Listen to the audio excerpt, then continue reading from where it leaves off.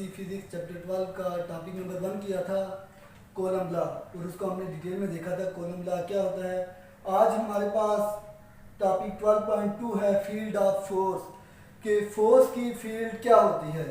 तो आपने टॉपिक 1 के अंदर पढ़ा कि जो चार्जेस हैं ये एक दूसरे के ऊपर फोर्स लगाते हैं, तो इन फोर्स की रेंज क्या है, ये कितना दूर तक फोर्स लगा सकते हैं, कितने हाथे तक इनकी फोर्स महसूस की जा सकती है, इसको हम फोर्स की फील्ड कहते हैं। इसको समझने के लिए मैं यहाँ पे कॉलम लॉ को दोबारा लिखता हूँ। आपने पढ़ा था कि कॉलम लॉ आपके पास आता है 1/4 pi epsilon naught Q1 Q2 over R square. ये जो आपके पास लॉ है इसके मुताबिक हम जो चार्जेस एक दूसरे के ऊपर फोर्स लगाते हैं उनको फाइंड कर सकते हैं। सिमिलर इसी तरह का हमने एक लॉ 10th में पढ़ा था न्यूटन का लॉ ऑफ ग्रेविटेशन, जिसमें आपके पास आता था F = G m1 m2 over R square. ठीक है, यहाँ पे ये R capital radius of earth. तो ये कहते हैं कि ये जो दोनों लॉ हैं कॉलम का लॉ और न्यूटन लॉ ऑफ ग्रेविटेशन, ये दोनों एक दूसरे से मिलते जुलते हैं, रिजेंबल हैं। दोनों में आपके पास देखें तो यहाँ पे अगर चार्जेस का प्रोडक्ट है तो न्यूटन लॉ के अंदर आपके पास मैसेज का प्रोडक्ट आ रहा है। ये भी इन्वर्स के लॉ है, ये भी इन्वर्स के लॉ है, इसमें भी एक कांस्टेंट इन्वॉल्व हो रहा है, ये भी कांस्टेंट इन्वॉल्व हो रहा है।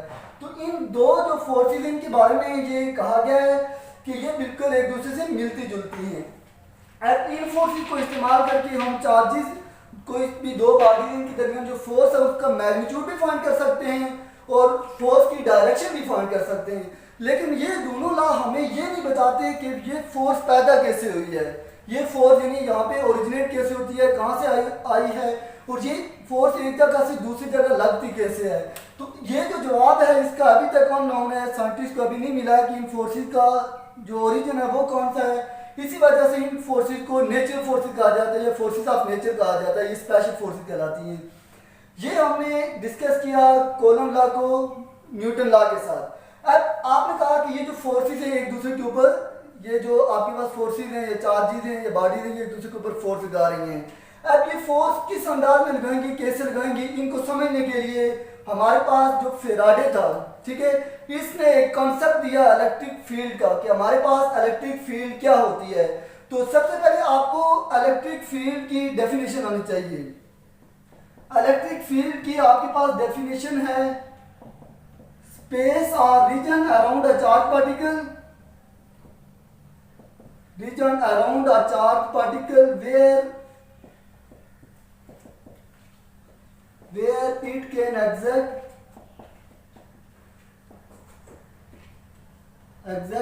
force on another charged particle।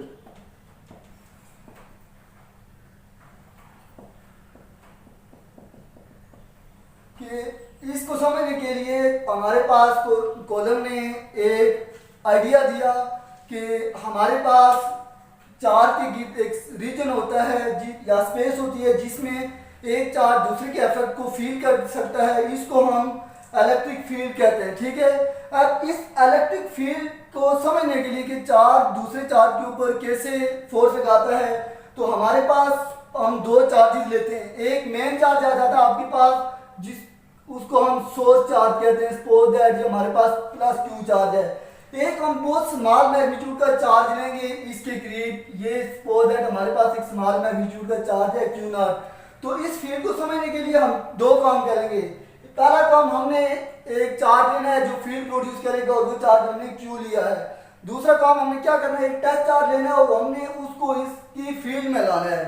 जो ये टेस्ट चार्ज इसकी फील्ड में आएगा, करीब आएगा, तो ये चार्ज या अगर सेम है लाइक है तो अट्रैक्शन और अगर अनलाइक है तो रिपल्शन शो करेंगे।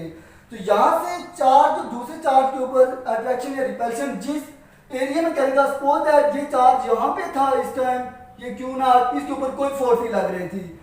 यहाँ से इसको जो हम अंदर लाते गए इस चार्ज के करीब, तो एक रीजन आएगा जहाँ पे ये चार्ज इसके ऊपर अट्रैक्शन या रिपल्शन की फोर्स लगाएगा। तो इसके ये जो रीजन आपके पास आ जाएगा ये इसकी फील्ड कहलाएगा। नॉर्मली जैसे हम कहते हैं कि किसी आदमी की ज़मीन होती है जो इलाका, तो वो उसकी फील्ड कहलाती है और वो अपनी फील्ड में दूसरे को जल्दी जल्दी नहीं आने देता है, आए तो उसके खिलाफ रद्दमल करता है। इसी तरह ये चार्ज है, इसकी अपनी फील्ड होगी, दूसरा चार्ज इसके करीब आएगा तो ये इसका असर महसूस करेगा। अब इलेक्ट्रिक फील्ड के बाद एक इससे जुड़ा हुआ मुस्ला एक टर्म है जिसको इलेक्ट्रिक इंटेंसिटी कहते हैं। आपके पास नेक्स्ट टॉपिक आता है इससे जुड़ा हुआ वो है इलेक्ट्रिक इंटेंसिटी।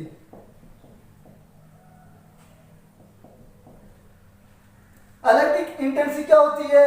इसकी डेफिनेशन है कि फोर्स पर यूनिट चार्ज। इसको हम किससे जाहिर करते हैं? ई से, कि force per unit charge place in electric field is called electric intensity. कि हमने कोई यूनिट चार्ज को रखा हुआ है और उसके ऊपर जो चार्ज क्यू की वजह से फोर्स लग रही है। सपोज दैट हमारे पास ये सोर्स चार्ज है जो फील्ड पैदा कर रहा है और ये हमने टेस्ट चार्ज लाया है। अब इस चार्ज के ऊपर, यूनिट चार्ज के ऊपर ये चार्ज कितनी फोर्स लगा रहा है, इसको हम इलेक्ट्रिक फील्ड इंटेंसिटी कहते हैं और इसका फार्मूला है E is equal to F over Q. यहाँ से हम इस इलेक्ट्रिक इंटेंसिटी की अगर यूनिट निकालें तो फोर्स की यूनिट होती है न्यूटन और चार्ज की यूनिट होती है कूलम। तो इलेक्ट्रिक इंटेंसिटी किसकी इक्वल आ गई? न्यूटन पर कूलम। ठीक है। अब इस लॉ को हम कूलम लॉ के साथ रिलेट करके लिखेंगे। तो आपको पता है कि आपने ये सपोज दैट इक्वेशन हमारे पास है, आपने कूलम लॉ को पढ़ा हुआ है, F equal to 1/4 pi epsilon naught Q1 Q2 over R square. यहाँ पे हमने Q1 और Q2 लिया है। यहाँ पे सपोज दैट हमारे पास ये एक चार्ज Q है और दूसरा हमारे पास Q0 है। अब यहाँ पे यूनिट चार्ज के ऊपर फोर्स लग रही है तो इसको हम Q0 से Q0 से जाहिर करेंगे, रिप्रेजेंट करेंगे।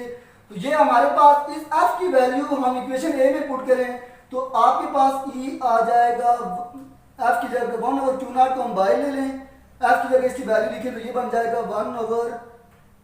1/4 pi epsilon not Q0 over R square. यहाँ से ये Q0 और Q0 कट जाएंगे तो आपके पास जो इलेक्ट्रिक इंटेंसिटी का रिलेशन बनता है वो बनता है 1/4 pi epsilon not Q over R square. ये हमारे पास इलेक्ट्रिक इंटेंसिटी का रिलेशन है। तो आज का जो हमने टॉपिक पढ़ा है वो है फील्ड ऑफ फोर्स।